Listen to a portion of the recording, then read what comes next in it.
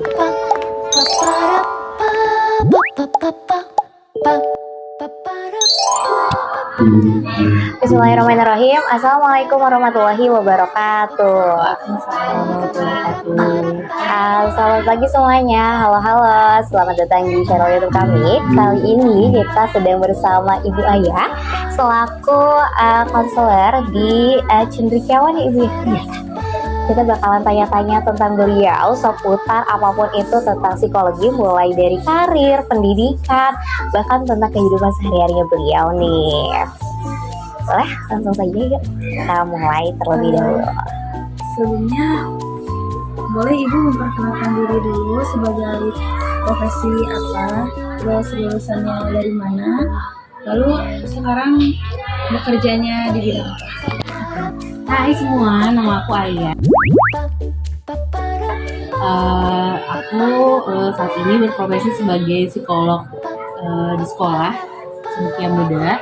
Nah, domisilinya di Bandung. Terus kalau lulusan dari S1 Universitas Islam Indonesia jurusan psikologi, S2-nya dari Universitas Pajajaran jurusan Magister Psikologi Profesi. Cukup menarik ya. Waktu menjalani pendidikan S1, Ibu mengambil psikologi apanya nih? Pendidikan kah? Klinis?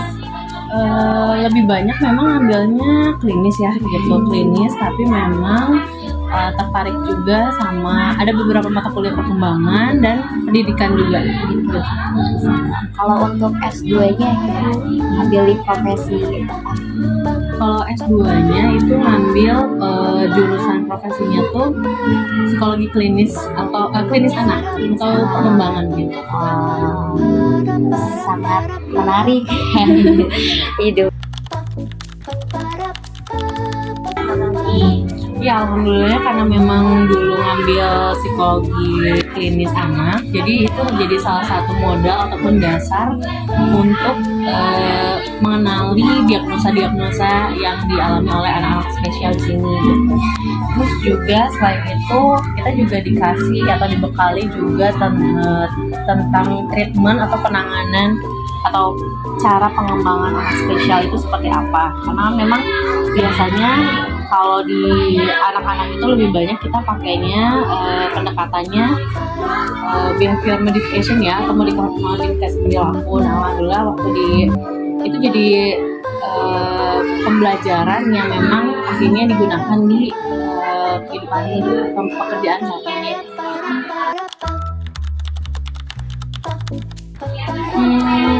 Kalau S1, S2, kalau magang kayaknya belum ya gitu, tapi memang beberapa kali itu ikut kayak proyekan gitu, kayak ada pengetesan di sekolah ataupun pengetesan di perusahaan gitu. Jadi lebih cenderung ke profesional gitu sih, bukan yang magang pendidikan gitu. Kalau karena pas zaman aku sih belum ada ya kurikulum magang ini gitu. Jadi lebih ke ikut, misalkan ada dosen, ada proyek untuk tes di sekolah mana, kita ikut gitu. Terus juga atau mungkin dulu pas praktek kerja profesi itu kan praktek kerja di salah satu biro. Nah di biro itu kan ada kadang ikut ada pekerjaan proyekan apa, seleksi mahasiswa atau pemetaan dan sebagainya. Itu yang diikuti lebih ke sana sih. Kira-kira apa nih yang dapat dilakukan oleh mahasiswa selama perkuliahan berdasarkan POV-nya dari praktisi? Ya sebenarnya kalau yang dirasakan oleh pribadi saya sih, kan memang lebih banyak tuh dulu itu di teori ya gitu. Jadi untuk prakteknya sendiri tuh agak sedikit gitu waktunya gitu, terutama memang di bidang yang saya minati ini di klinis anak. Akhirnya ketika terjun ke lapangan, walaupun mungkin ketika S2 Magister itu ada praktek kerja profesi di mana kita juga di situ belajar ya. Oh ya magang mungkin di situ ya praktek kerja profesi ya gitu, maksudnya magang juga. Nah, itu jadi sedikit pembelajaran dan penerapan dari ilmu-ilmu atau teori-teori yang kita dapat gitu. Jadi kebayang kalau misalkan kita lebih banyak belajar langsung di lapangan, nah ketika prakteknya atau ketika kita terjun tuh udah tahu nih kira-kira misalkan kayak ciri-ciri anak dengan ASD itu seperti apa, minimal udah ada gambaran. Dan yang membantu saya sendiri juga itu karena kan begitu lulus S1 saya nggak langsung S2, jadi sempat bekerja dulu nih 1 tahun di sekolah. Nah kebetulan memang di situ bekerja sebagai guru pendamping khusus. Nah akhirnya kan dari situ juga saya juga sambil melihat ya, belajar juga anak dengan ADHD tuh kan yang dipelajari di kelas tuh ciri-cirinya banyak gerak, gak bisa antri, segala rupa gitu.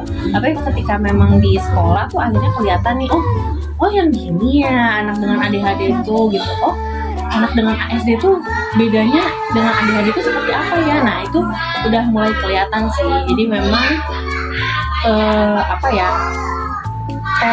belajar secara teori itu oke gitu, tapi akan lebih optimal kalau memang kita lihat secara langsung sih penerapannya, terus juga prakteknya kayak gitu. Kebetulan kalau ibu sendiri nih cara belajar tuh lebih suka menyatat kah, atau merekam, atau hanya melihat tentang dosen sampaikan ibu sudah masuk gitu belajar?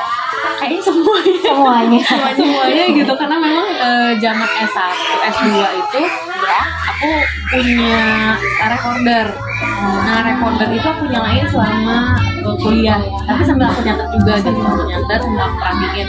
Jadi begitu aku belajar lagi di rumah, itu recordernya aku dengerin, terus aku sambil aku lihat lagi catatannya, sambil aku ingat-ingat lagi apa sih penerapannya, dan terus diskusi sih. Jadi Diskusi sama teman-teman. Jadi kayak ngebahas kasus atau ingat-ingat lagi apa sih yang disampaikan sama dosen yang emang aku nggak paham kayak gitu sih. Yang berubah itu mungkin secara pribadi atau Secara pribadi boleh. Secara pribadi. Ada banyak hal sih akhirnya yang berubah, karena memang kalau secara profesional ya tentunya pemahaman terus juga keterampilan itu berubah.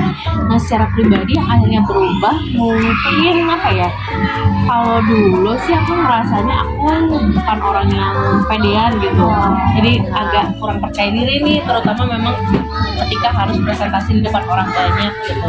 Jadi agak overthinking dulu lah, apalah gitu ya, agak khawatir gitu. Tapi begitu memang kuliah, terus juga S1, S2 terutama, memang itu akhirnya jadi sarana aku untuk belajar gitu, belajar public speaking, melihat dosen-dosen tuh gimana sih cara neranginnya, metodenya apa gitu. Terus apalagi ketika memang kita harus banyak presentasi di kelas, itu juga sangat membantu sih gitu, terutama. Dan selain di kelas juga akhirnya dosen-dosen pun juga ada pendekatan khusus sih untuk pribadi kitanya gitu. Jadi dibahas, direview, kayaknya ada sesuatu nih yang memang kamu perlu tingkatkan. Nah dari dosen dapatlah konseling gratis itu biasanya.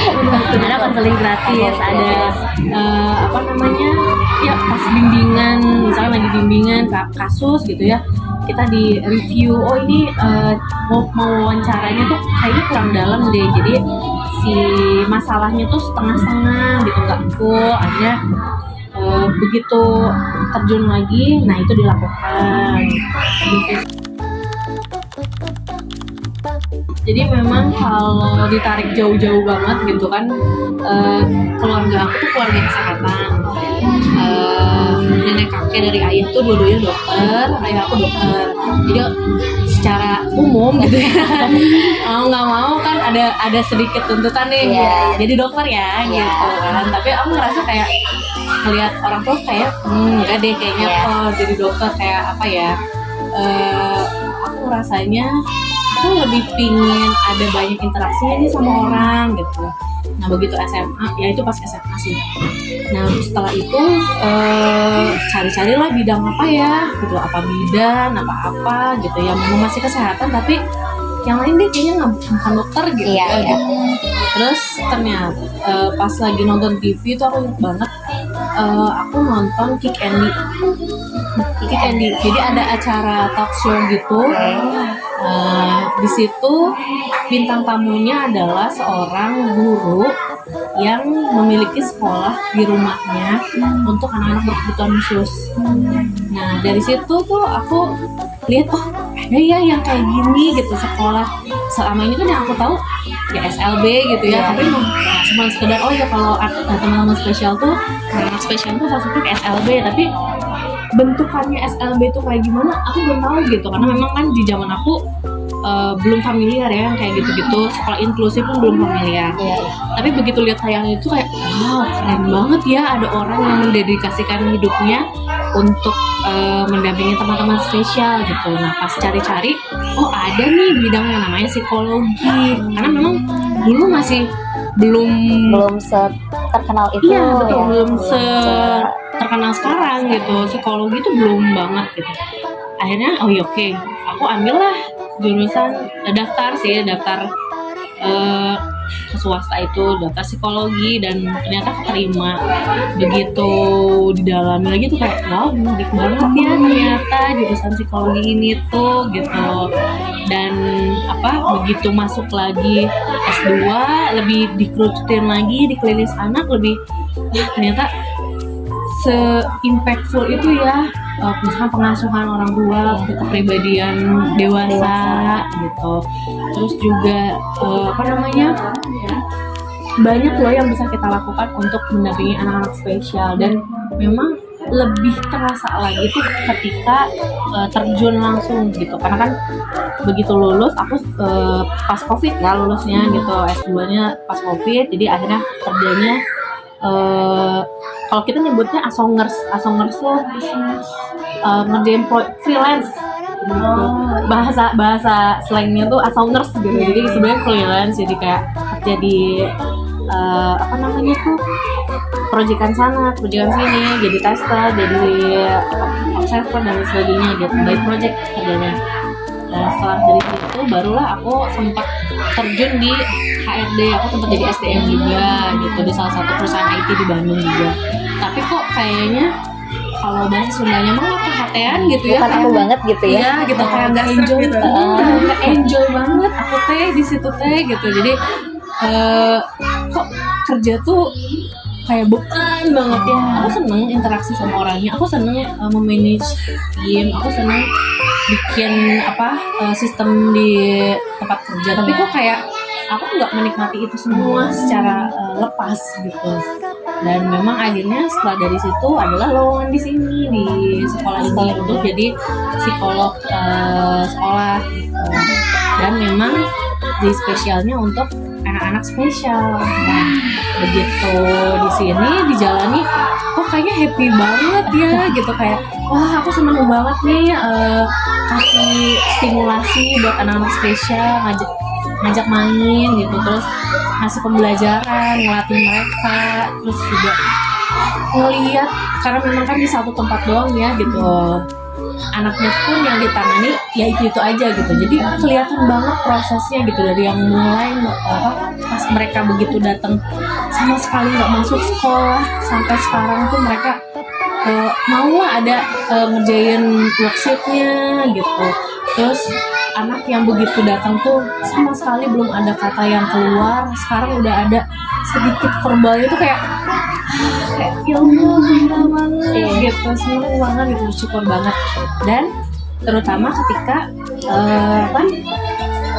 PTI atau bagi rapot gitu. Pas bagi rapot tuh kan ada review juga ya, kita ngobrol juga diskusi sama orang tuanya gitu. Itu tuh kayak orang tuanya menyampaikan ya Allah alhamdulillah banget gitu, anaknya ada perkembangan, anaknya bisa ini, bisa itu, kayak ya Allah bun gitu. Ternyata apa yang kita lakukan bareng-bareng tuh ada hasilnya gitu. Dan gak hanya yang kita saja yang bisa lihat, tapi orang-orang di rumah, bahkan kadang nenek kakeknya yang lama nggak ketemu itu bilang kenapa sih adek kok udah bisa ini ya, alhamdulillah. Jadi keseneng ya, ikut seneng juga kayak ya Allah alhamdulillah banget gitu ya. Ternyata ya itulah kan kita tujuannya di sini memandirikan anak-anak spesial itu ya gitu.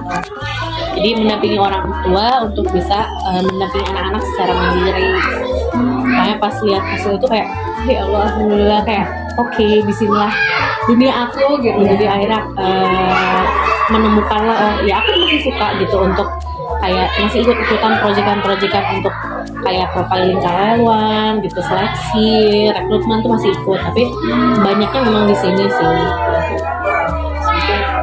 Terima kasih banyak Ibu, ini sangat luar biasa pengalaman hidupnya, mulai dari pendidikannya, karirnya, kita juga match banget. Ternyata Ibu juga sejalan dengan apa yang Ibu harapkan, mulai dari kuliah psikologi sampai akhirnya sekarang menjadi psikolog klinis di sebuah sekolah ini. Pasti luar biasa perjuangan dan pengalamannya. Terima kasih banyak Ibu sudah meluangkan waktunya untuk kita. Terima kasih banyak. Mohon maaf banget ada kesalahan kata ataupun hal lain sebagainya. Mungkin cukup sekian dan terima kasih. Wassalamualaikum warahmatullahi wabarakatuh. Sampai jumpa di lain waktu.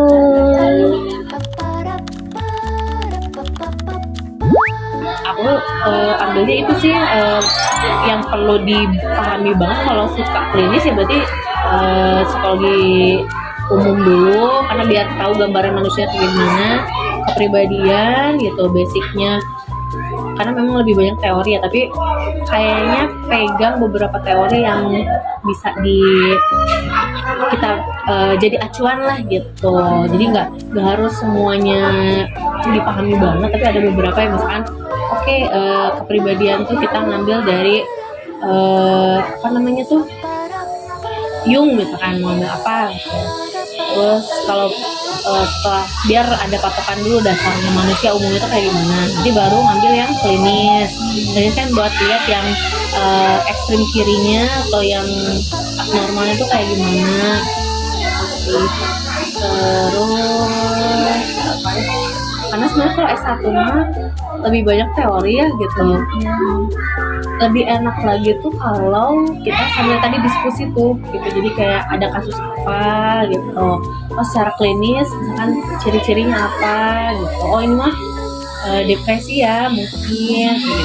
Ngobrol sama dosen lebih oke sih kalau kata aku gitu, dibanding baca textbook yang banyak banget gitu, kayak aduh kayak banyak banget nih tapi enggak, dan lebih kelihatannya lebih abstrak gitu ya. Tapi kalau dengan kita diskusi, kita nonton film tuh ngebantu banget sih kataku. Jadi kayak beberapa film-film psikologi kayak A Beautiful Mind misalkan, kita ya tahu orang dengan schizophrenia tuh cara berpikirnya tuh kayak gimana. Atau mungkin kalau drama Korea tuh Daily Sunshine, Dust of Sunshine Yang Pak Boyo. Aku jujur nggak hafal nama tokoh-tokohnya gitu. Iya, yang di kerja perawat. Ya, perawat kejiwaan. Nah itu kan ada part-partnya ya, part depresi, part apa. Nah itu kita bisa belajar dari situ gitu. Oh, mungkin kita nggak bisa langsung ketemu sama orang-orang yang mengalami hambatan itu ya, tapi ketika dengan nonton film gitu, diskusi, nah itu bisa lebih gambar sih, lebih kebayangin gitu sih hambatannya tuh apa. Itu sih kalau